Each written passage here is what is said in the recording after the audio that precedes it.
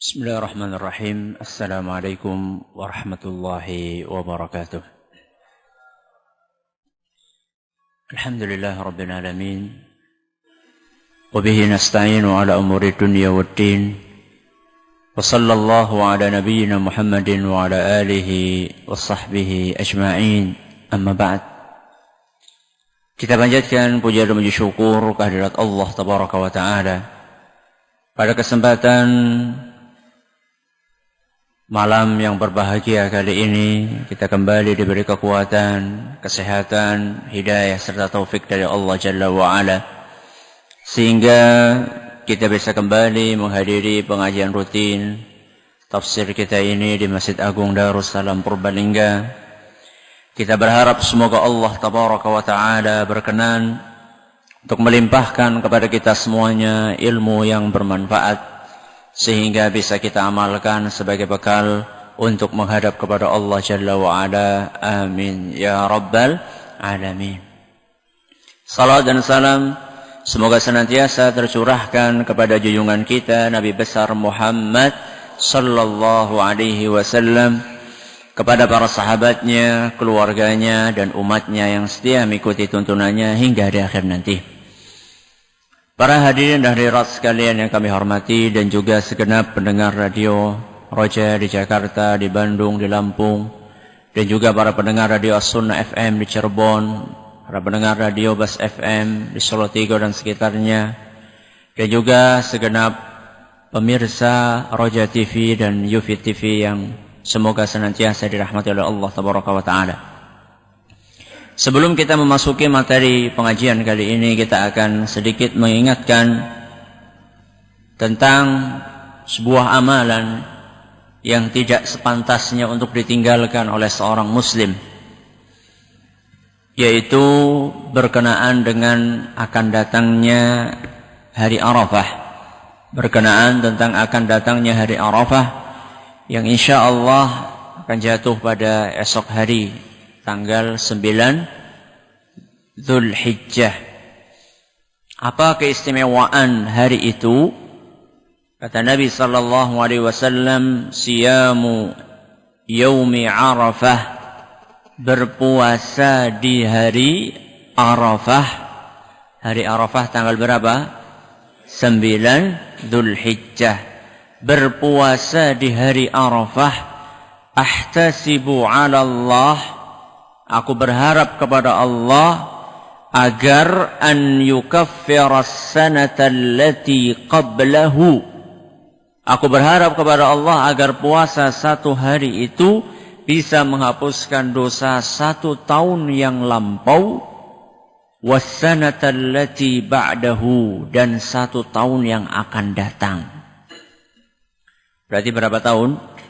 2 tahun. Dan ini adalah merupakan salah satu bentuk kemurahan Allah Jalla wa'ala. Allah subhanahu wa ta'ala memberikan kemurahan kepada para hambanya. Dengan amalan yang sedikit bisa meraih keistimewaan yang luar biasa. Kita sangat butuh amalan-amalan seperti ini, karena dosa kita terlampau banyak. Sekarang Allah subhanahu wa ta'ala memberikan kesempatan. Ini loh, ada amalan yang insya Allah ringan. Ada amalan yang insya Allah ringan. Kalau kalian mengamalkannya, maka dosa-dosa kalian akan terkurangi. Dosa 1 tahun yang lampau banyak enggak? Banyak. Masih ditambah dosa yang akan datang 1 tahun. 2 tahun dosa.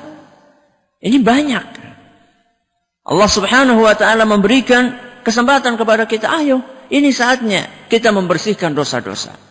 Maka saya memotivasi diri saya pribadi dan juga para jamaah sekalian untuk berusaha berpuasa di esok hari dengan niat puasa hari Arafah, dan memperbanyak amal saleh. Memperbanyak amal saleh. Kata Nabi sallallahu alaihi wasallam dalam sebuah hadis yang diriwayatkan oleh Imam Abu Dawud dan dinyatakan sahih oleh Imam Ibnu Khuzaimah dan Syekh Al-Albani, kata Nabi sallallahu alaihi wasallam, "Ma min ayyamin al-'amalu as-salihu fiha ahabbu ila Allah min hadhihi al-ayyam." Kata Nabi sallallahu alaihi wasallam, tidak ada amalan yang lebih dicintai oleh Allah dibandingkan amalan yang dilakukan di 10 hari pertama bulan Dzulhijjah. Tidak ada amalan yang lebih dicintai sama siapa? Allah.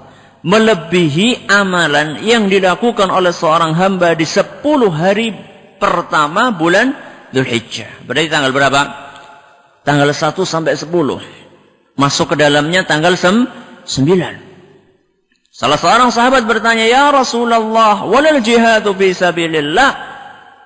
Apakah juga tidak bisa dikalahkan kecintaan Allah kepada amalan di hari-hari itu, tidak bisa dikalahkan dengan amalan jihad fi sabilillah?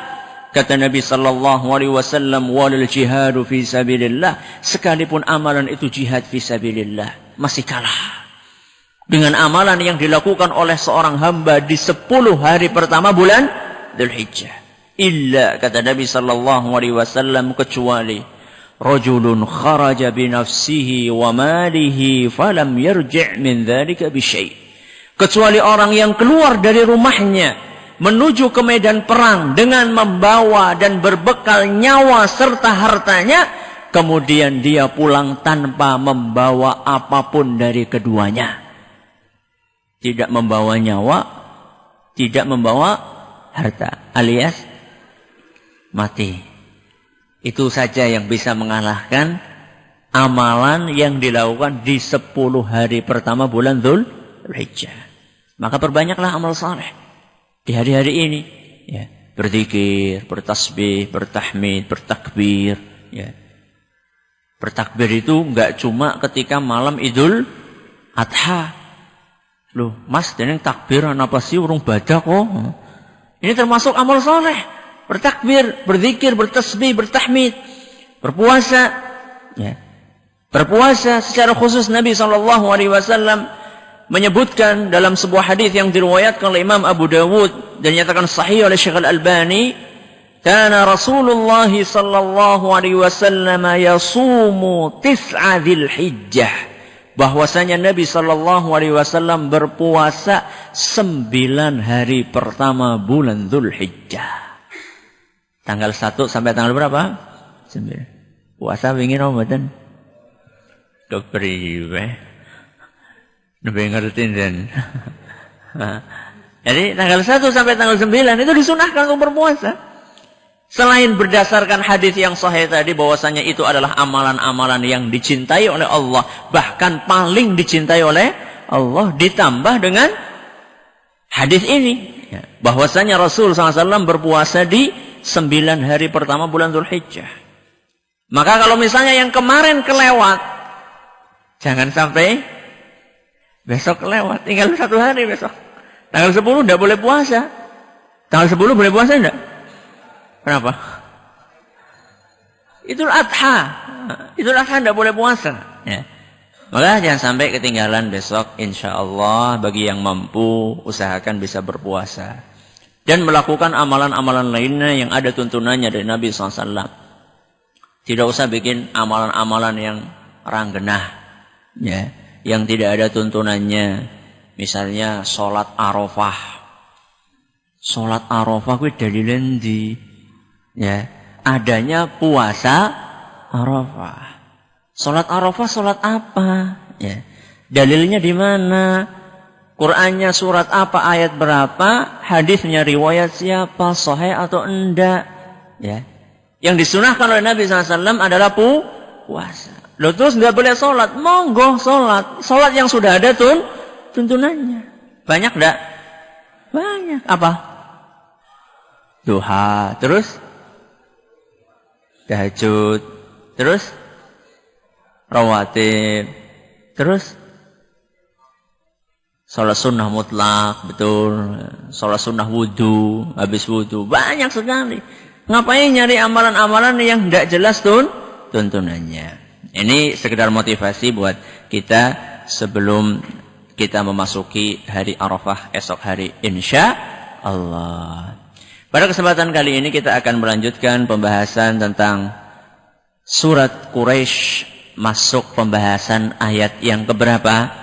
yang keempat. Bunyinya apa? Alladzi at'amahum min ju'in wa amanahum min khauf. Coba kita ulangi dari surat Quraisy ayat pertama. Apa ayat pertama? Li'ilafi Quraisy. Artinya? Karena kebiasaannya orang Quraisy. Apa kebiasaan mereka? Ilafihim rihlatash syita'i was-saif. Kebiasaan mereka adalah bepergian di musim acak walik. Rihlatash syita'i, musim apa? Dingin. Was-saif, musim panas. Kemudian setelah itu Allah Subhanahu wa taala berfirman, "Fal ya'budu rabb hadzal bait." Hendaklah mereka beribadah kepada pemilik rumah ini, yaitu Ka'bah. Artinya hendaklah mereka menyembah siapa? Allah Subhanahu wa taala.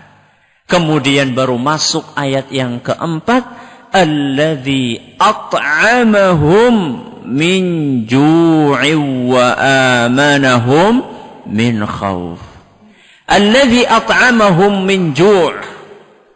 Ini yang pertama. Apa artinya alladzi at'amahum min ju'? Yaitu yang telah memberikan makanan kepada mereka untuk menghilangkan lapar. Ini nikmat yang pertama, nikmat pangan. Nikmat yang pertama, nikmat pangan. Pangan itu fungsinya adalah untuk menghilangkan rasa lapar. Kemudian nikmat yang kedua, wa amanahum min khauf. Apa artinya? Dan mengamankan mereka dari ketakutan.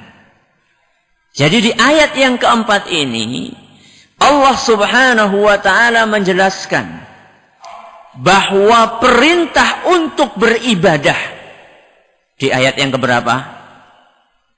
Ayat yang keberapa perintah untuk beribadah? Ayat ketiga. Falyabudu rabb hadzal bait. Hendaklah mereka beribadah kepada Allah. Kenapa mereka diperintahkan untuk beribadah kepada Allah? Jawabannya ada di dalam ayat yang keempat. Alladzi at'amahum min ju'. Karena Allah telah memberikan makanan kepada mereka. Satu. Yang kedua apa?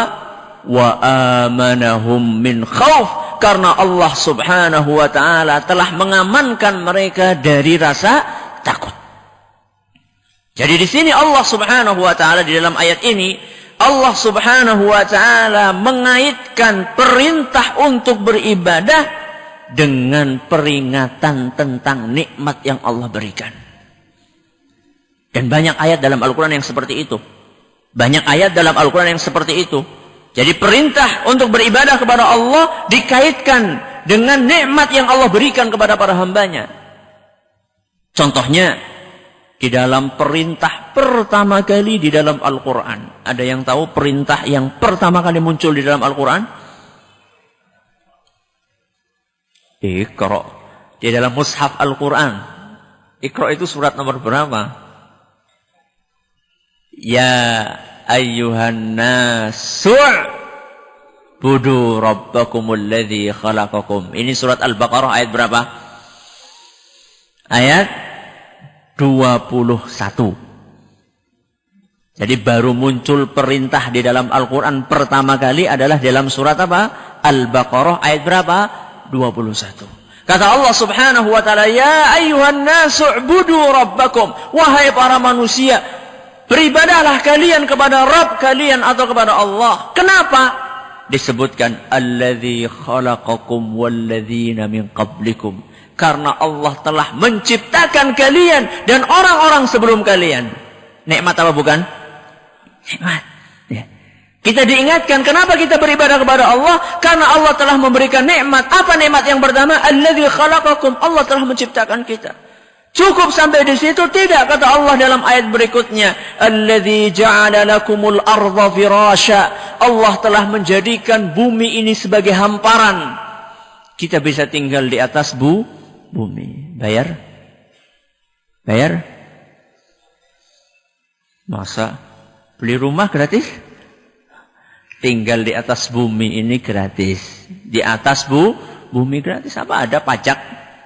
Pajak. Itu bukan untuk Allah itu. PBB itu bukan untuk Allah itu.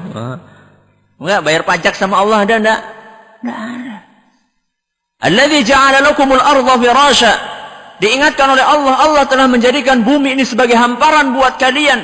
Was-samaa'a binaa'a, dan langit dijadikan oleh Allah Subhanahu wa taala sebagai atap. Atap raksasa. Ya. Atap raksasa. Tidak cukup sampai di situ. Wa anzala minas samaa'i ma'an, dan Allah Subhanahu wa taala menurunkan hujan dari langit. Cuma hujan saja? Tidak. Fa akhraja bihi minas samarat. Dengan hujan itu Allah menumbuhkan buah-buahan. Berapa nikmat itu? Banyak. Jadi setelah kita diperintahkan untuk beribadah kepada Allah, kita diingatkan dengan nikmat-nikmat Allah. Apa sih tujuannya? Kenapa Allah Subhanahu wa taala setelah memerintahkan kita untuk beribadah, kemudian kita diingatkan oleh Allah dengan nikmat-nikmatnya, supaya ibadah itu terasa ringan. Jadi kalau misalnya kita merasa jan salatnya sih pada awang-awangan, go puasa mandan-mandan bebeh, apa maning go sodako, maka ingatlah nikmat siapa? Allah. Saat itu kita insya Allah akan terasa ringan. Di sini disebutkan dua nikmat. Yang pertama adalah nikmat pangan, yang kedua adalah nikmat keamanan. Dan dua nikmat inilah nikmat pokok di antara sekian banyak nikmat yang Allah berikan kepada para hambanya. Tanpa dua nikmat ini tidak akan nyaman hidup di dunia. Ada orang kenyang, tapi ketakutan. Enak gak hidupnya? Tidak enak. Ada orang aman banget, tapi kencot. Enak enggak? Tidak enak. Yang paling enak itu menggabungkan sudah tenang, apa? Werek, ya Allah. Itu luar biasa. Makanya di sini diingatkan sama Allah Subhanahu wa taala. Allah telah memberikan kepada kalian dua nikmat yang sangat berharga. Yang pertama adalah kalian diberi makan sama Allah Subhanahu wa taala. Kalian bisa kenyang, kalian bisa tidak kelaparan. Kemudian yang kedua, kalian merasakan keamanan. Makanya kata Nabi SAW, barang siapa yang mendapatkan dua kenikmatan ini, nikmat makan dan nikmat aman, ditambah dengan satu lagi nikmat tubuh yang sehat, seakan-akan dia telah meraih dunia seisinya. Kata Nabi SAW dalam sebuah hadis yang diriwayatkan oleh Imam At-Tirmidzi, dan hadis ini dinyatakan hasan oleh Syekh Al-Albani.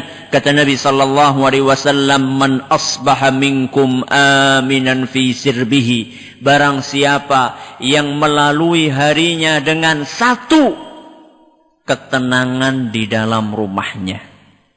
Merasa tenang di mana? Di rumah.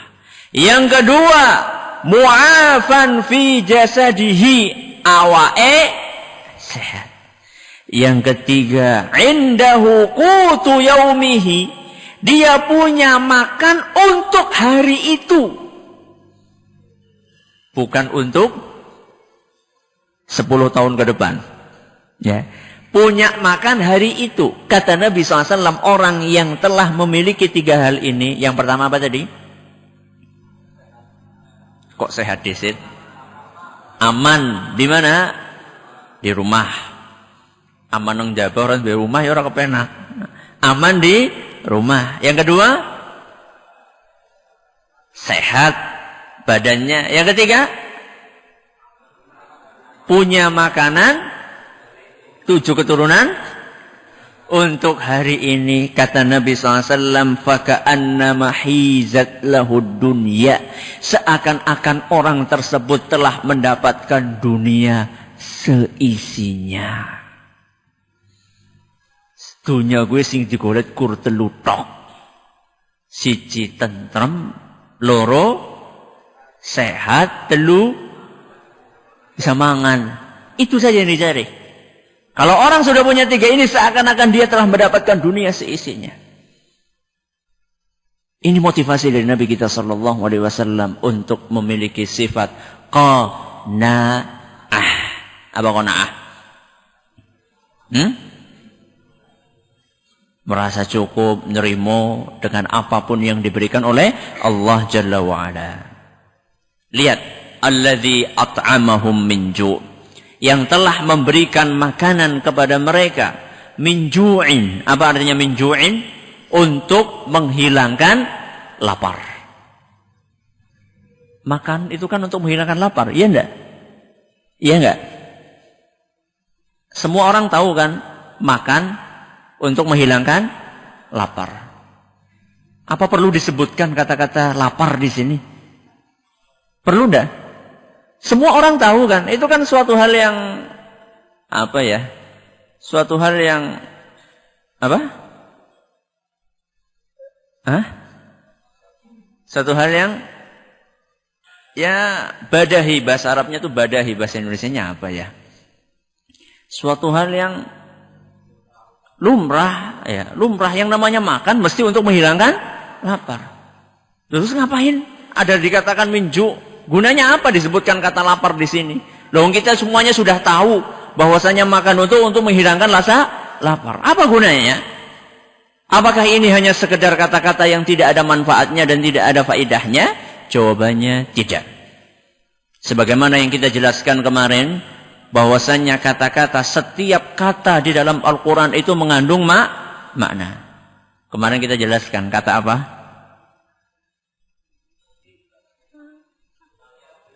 Falya'budu Rabba hadzal bait. Kenapa tidak saja diganti dengan Allah? Kenapa?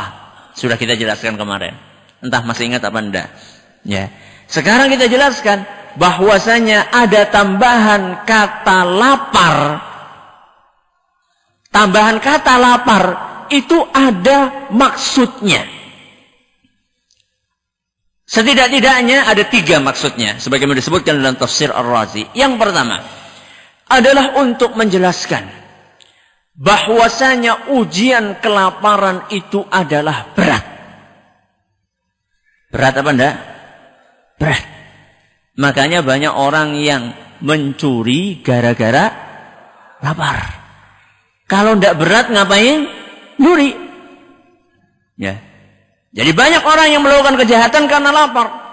Dan ini untuk menjelaskan bahwasannya yang namanya lapar itu berat. Dan yang dialami oleh kaum Quraisy pada zaman dahulu kala luar biasa beratnya.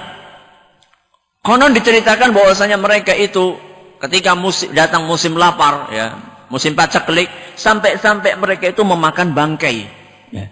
Sampai-sampai mereka memakan bangkai. Bangkai, ketika bangkainya sudah habis, tinggal apanya? Tulangnya. Tulangnya itu dipanggang. Berarti bukan ayam panggang, tapi tulang panggang. Coba ada nggak yang jualan tulang panggang di sini? Nggak ada. Saking apanya? Saking kelaparannya mereka. Jadi diingatkan sama Allah bahwasanya ujian kelaparan itu berat. Masih ingat? Sampai-sampai kalau bangkai sudah habis, tulang panggang sudah habis. Berarti makan apa? Nggak ada makan apa-apa lagi. Sudah habis makanan. Masih ingat apa yang mereka lakukan? Ngungsi, mendirikan tenda, satu keluarga tinggal di tenda itu nunggu apa?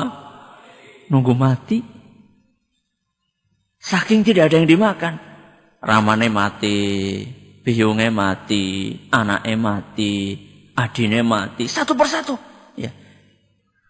Jadi dijelaskan oleh Allah Subhanahu wa taala, kenapa disebutkan kata lapar ini? Untuk menjelaskan bahwasannya ujian kelaparan itu sangat berat. Ini yang pertama. Yang kedua apa? Yang kedua adalah untuk mengingatkan kondisi mereka dahulu. Jadi kaum Quraisy diingatkan bagaimana dulu mereka susahnya supaya sadar bahwa karunia dari Allah itu sangat besar. Jadi Allah Subhanahu wa taala tidak ingin kaum Quraisy itu lupa dengan sejarah mereka dahulu. bahwasanya mereka dahulu itu dijangkiti dengan rasa lapar dan kelaparan yang luar biasa. Maka ingatlah kelaparan tersebut supaya kalian bisa mensyukuri nikmat ini. Dan memang yang namanya manusia itu baru ingat nikmat ketika nikmat itu hilang. Makanya orang Arab mengatakan as-sihhatu tajun ala ru'usil asihha. Kesehatan itu adalah mahkota di atas kepalanya orang-orang yang sehat. Mahkota itu kelihatan enggak? Kelihatan enggak? Kelihatan. Kalau enggak kelihatan itu bukan mahkota. Mahkota itu kelihatan. Kata orang Arab, as-sihhatu tajun ala ru'usil as-sihha. Kesehatan itu adalah mahkota di atas kepalanya orang-orang yang sehat. La yarahu illal marda. Tidak ada yang bisa melihat mahkota itu kecuali orang yang sakit. Orang yang sakit baru tahu nek biyen nganggo mahkota. Ketika lagi sehat ora sadar nek nang dhuwur sirahe ana apa? Mahkota. Jadi kita baru sadar bahwa ternyata nikmat ini luar biasa. Kapan? Ketika kita mengingat bagaimana susahnya kita. Maka jangan sampai orang-orang yang dikaruniai oleh Allah Subhanahu wa taala kekayaan setelah dahulunya mereka miskin, jangan sampai kekayaan itu melupakan bagaimana dulu nasib mereka ketika masih miskin. Banyak kan ketika lagi miskin rajin banget le mau masjid. Mandan sugih setitik. Mandan sugih setitik. Salate ya dikorting. Wingi 5 siki gari pira? Gari 4. Sugih maning korting maning gari pira? Gari 3. Dadi sugih banget korting kabeh. Ya. Lupa sama Allah Subhanahu wa taala. Maka hati-hatilah. Dan kalau misalnya kita sampai lupa dengan nikmat itu, bisa jadi nikmat itu dicabut sama Allah Subhanahu wa taala supaya kita kemutan. Supaya kita ingat lagi. Maka jangan sampai kita ingat dengan dicabutnya kenikmatan tersebut. Sebelum dicabut, ayo pada eling. Ayo pada emut kepada siapa? Allah Subhanahu wa ta'ala. Ini yang kedua. Yang ketiga adalah untuk menerangkan bahwa sebaik-baik makanan adalah yang bisa menghilangkan rasa lapar. Makanan sing paling nikmat kuwi manganan sing bisa ngilangkan rasa lapar. Mau tahu buktinya? Buktinya ketika jenengan lagi wareg, mangan enak apa ora? Enak enggak? Walaupun lauknya mahal. Tapi kalau misalnya jenengan lagi lapar, mbok lauknya itu nasi karo apa? Karo gereh enak gue. Karo apa? Karo jelantah, ya.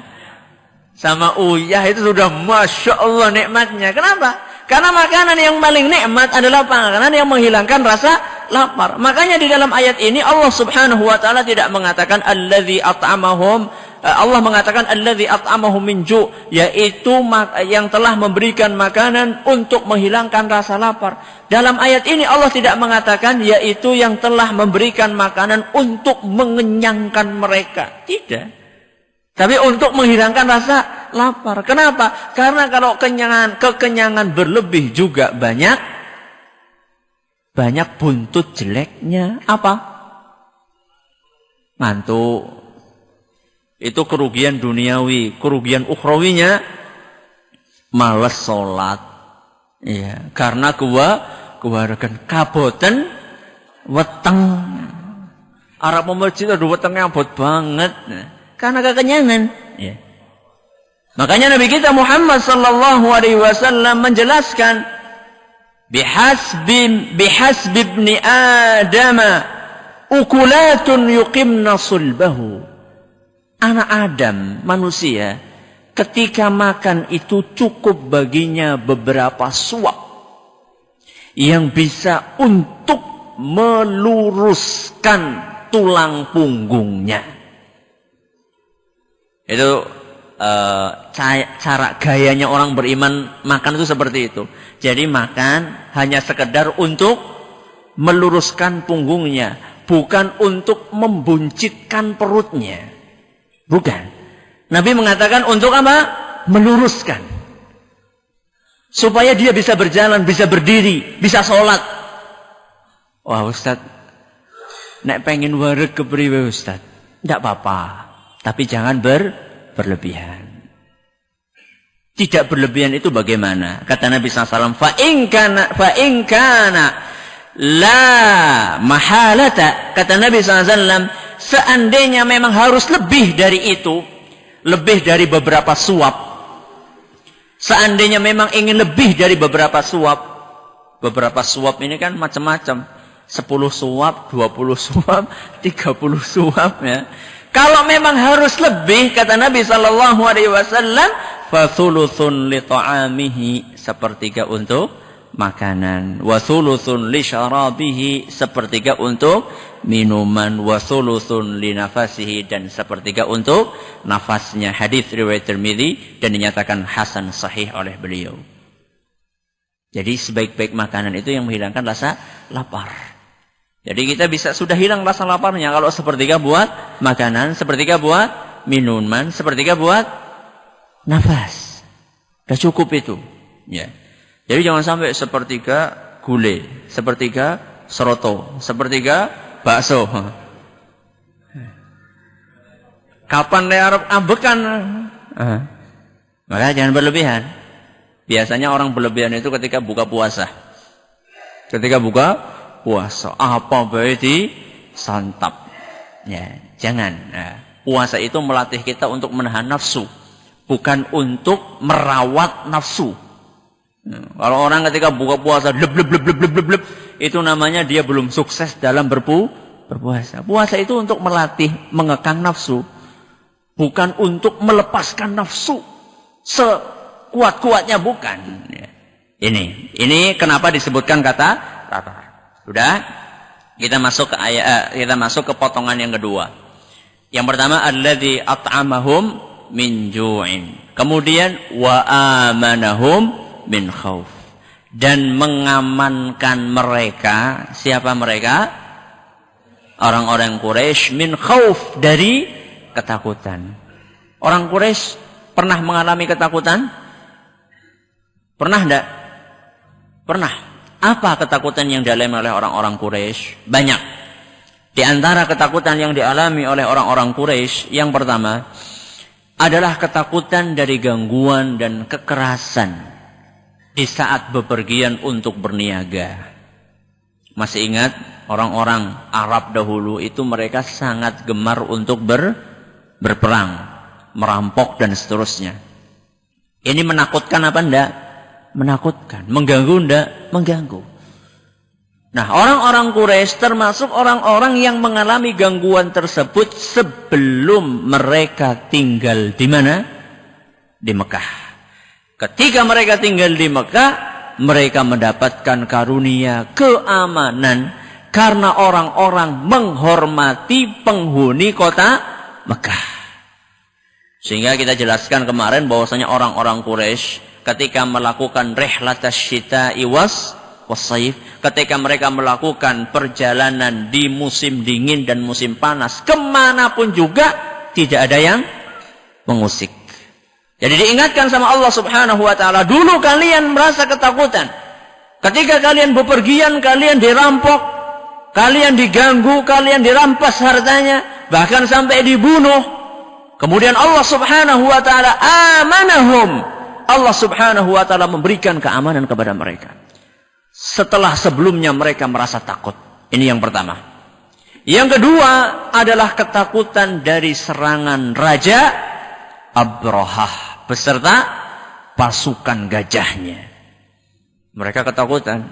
Masih ingat bagaimana Abdul Muthalib datang kepada siapa?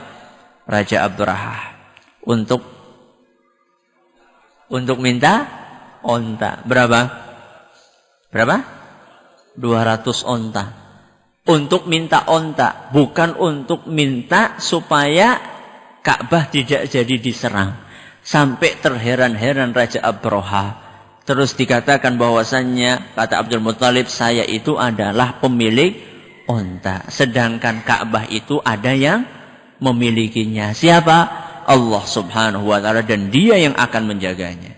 Ketika kaum Quraisy ketakutan dengan kedatangan Raja Abraha, Allah subhanahu wa ta'ala mengganti ketakutan mereka dengan ketenangan ketika melihat pasukan gajah itu hancur lebur dengan burung ababil.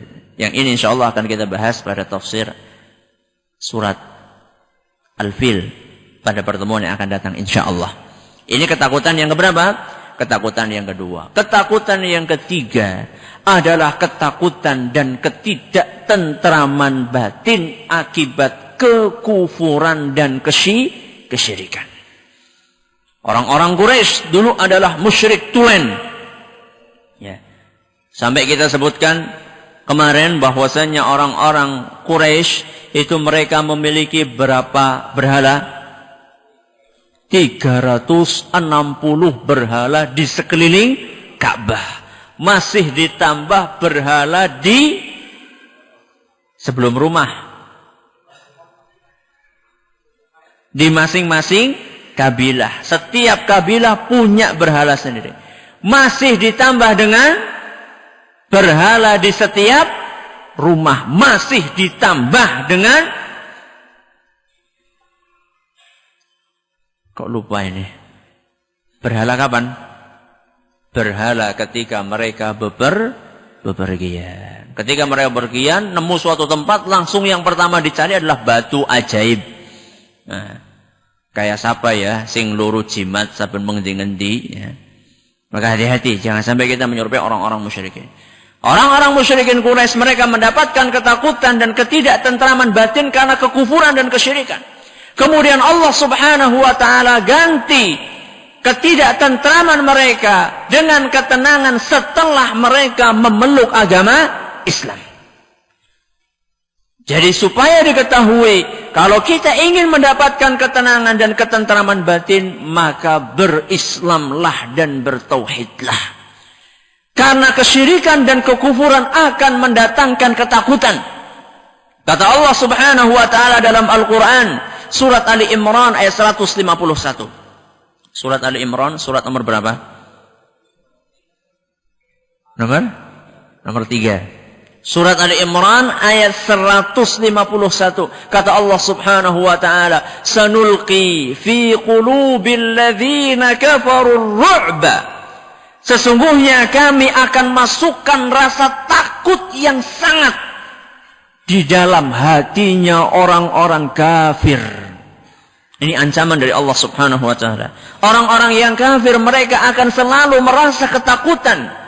Ar-ru'b adalah ketakutan yang sangat, bukan sekedar ketakutan, tapi ketakutan yang sangat. Kenapa mereka takut? Bima asyraku billah. Karena mereka itu melakukan syirik kepada Allah subhanahu wa ta'ala. Maka wahai orang-orang yang melakukan kesyirikan, jangan harap merasa tenang. Jangan harap merasa tenang. Buktinya orang yang bawa jimat, orang yang percaya jimat, kalau misalnya jimatnya ketinggalan, kepriwe? Nah, gelisah, pasti gelisah. Karena bergantungnya kepada jimat. Atau pedagang yang memakai rajah, yang memakai mujarobat yang ditempel di mana? Di pintu atau dibawa di dompet atau dibawa di sabuk, ya. Ketika ke pasar kelalen ora digawa. Waduh, pantesan sepi. Ya. Kenapa? Karena bergantungnya sama benda mati. Coba bergantungnya sama Allah subhanahu wa ta'ala, dia akan tenang. Wa man yatawakkal 'ala Allah fa huwa hasbuh. Barang siapa yang bertawakal dan bergantung kepada Allah, maka Allah lah yang akan mencukupi seluruh kebutuhannya. Seluruh kebutuhannya, kebutuhan keamanan, kebutuhan rizki, kebutuhan anak, kebutuhan semuanya Allah yang akan memenuhi. Itu kalau misalnya kita bertawakal kepada Allah. Tapi kalau misalnya kita melakukan perbuatan syirik, jimat itu perlu disajeni. Kalau tidak disajeni, dioyok-oyok nang sing nungguni jimat gue. Sehingga hidupnya tidak tenang. Jangan dipikir para dukun, ya, para dukun, tukang sihir, paranormal, jangan dipikir hidup mereka tenang. Tidak. Hidup mereka tidak tenang, tidak. Mereka itu dikejari oleh para rewangnya. Ya. Kalau misalnya sampai telat tidak memberi sajen, diganggu mereka.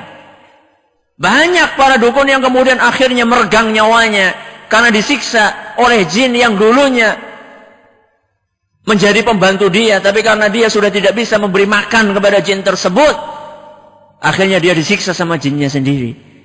Orang-orang yang melakukan perbuatan syirik tidak akan pernah tenang.